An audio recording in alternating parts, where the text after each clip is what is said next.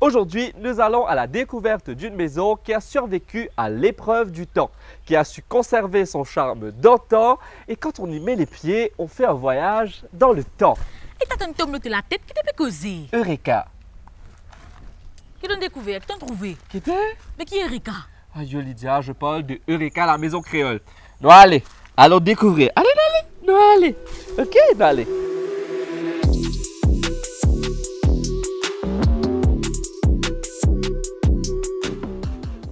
Les maisons créoles sont des illustrations d'un aller-retour permanent entre la fonction et la décoration, combinant l'utile à l'agréable. Et ta cause créole, d'où? En fait, c'est-à-dire que quand tu rentres à la casa, tu prends en compte la norme architecturale de l'époque ainsi que le climat. Qui était? En grosso modo, tu pourrais trouver les mêmes caractéristiques dans une maison créole qui tu rangeait à l'époque coloniale, comme la varang, disposition de pièces, de toit et de adaptation à nos climats tropicaux. Par exemple, à Eureka, il y a deux grandes varangues.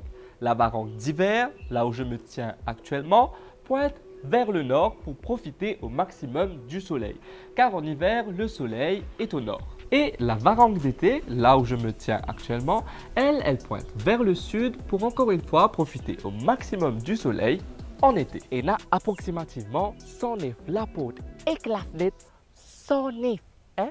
Pour garder la maison aérée, mais surtout pour laisser pénétrer la lumière naturelle et garder la maison ensoleillée. Une autre caractéristique de la maison créole qui nous retrouvait dans Eureka, c'est sur la cuisine typique, qui est séparée avec la maison principale.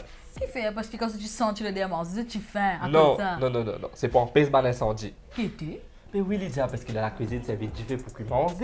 Si jamais il y a un accident et il y a un jiffé qui peut prendre, je vais aller t'en là dans la cuisine avant de brûler la case.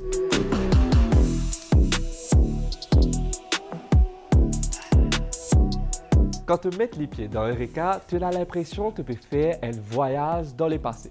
Tu as l'impression au fait que Jimoun prend un screenshot de la casa, comment il était à l'époque, et toi, tu peux visiter. Ce qui est intéressant, c'est que chaque pièce raconte une histoire visuelle par façon qu'il est décoré. Il y a ce salle à manger, ce salon de musique, le coin chinois, la bibliothèque, ce banc de la salle. Chaque pièce a une histoire, il a un meuble, il a un tapis, un objet, bref, quelque chose qui raconte une histoire, qui a un passé. Et de voir ça, c'est juste... J'ai pas de mots en fait. Petit fun fact, le papier peint qu'il y avait à l'époque, bien sûr avec le temps, ça s'est un petit peu dégradé. Ce qui est vraiment sympa par contre, c'est qu'il y a eu plusieurs tournages de films d'époque à Eureka. Et pour ce faire, les décorateurs de ces films se sont fait un must de reproduire, de trouver du papier peint en fait qui reprend le même style, les mêmes motifs que les papiers peints de l'époque où cette maison fut construite. Cette case-là fut rasée en 1836 par M. Carr, un notable britannique, parce qu'au fait, les charvis plus près à le réduit la côte gouverneur de l'époque qui restait. Par la suite, cette case-là, il sens plusieurs propriétaires pendant plusieurs années. La case, une grande famille de notables britanniques et français du 18e siècle. Par la suite, il la demeure des Leclésieux jusqu'à ce qu'il finit dans la main Saint-Michel. Bonjour, je suis Jacques de Maroussin, moi-même Saint-Michel. Allô Jacques, est-ce que vous pouvez raconter-nous comment on entre en possession d'Eureka, la maison créole? Mais c'est bien simple. J'ai fait un très beau mariage et un excellent divorce. Et donc... Et voilà.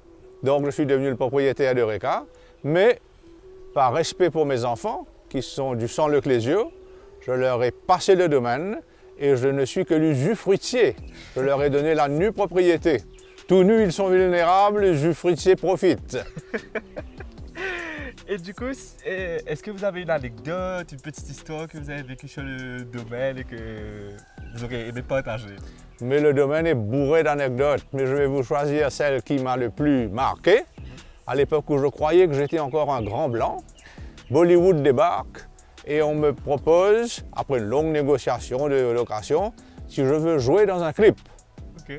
Et je dis, me? Do I look Indian? Alors l'Indian Bollywood me dit, with some make-up it will do. Alors je prends la chance et je joue. Ma fille, dans le clip, est amoureuse d'un chokra. Je refuse qu'il y ait une alliance entre les deux groupes.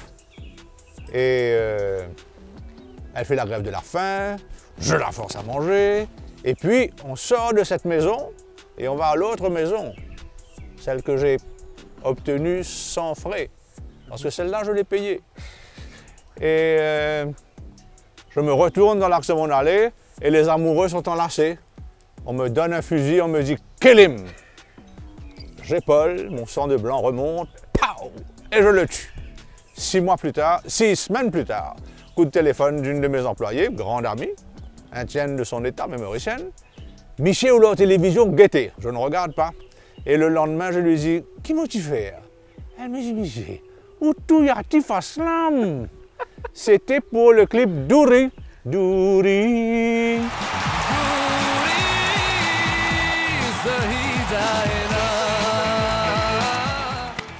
Et nous avons été numéro 1 sur toute la planète indienne, à l'île Maurice matin et soir. Heureusement que j'étais habillé en Punjabi. Autrement, je serais à casse-tête pendant 6 mois. Voilà mon anecdote. Elle est pas mal, non? Elle est vraiment pas mal. Ah oui, et je marche avec mon chien parce qu'il a été élevé dans ma belle famille. En tout cas, merci beaucoup de nous avoir partagé cette anecdote et aussi comment vous êtes entré en possession de la maison Eureka. En tout cas, c'est un très beau, une très belle maison créole et j'espère vraiment que les personnes qui ont regardé ont pris plaisir à découvrir avec nous Eureka. Il faut surtout venir voir parce que là, on touche à ce moment-là le vrai du vrai.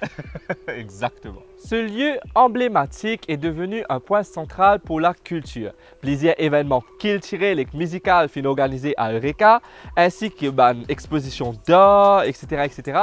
Bref, aujourd'hui, cette maison sert deux fonctions. Celui de restaurant qui sert des plats typiquement mauriciens et celui de musée qui ouvre ses portes à ceux qui veulent faire un voyage dans le passé de leur pays et ça, on aime bien.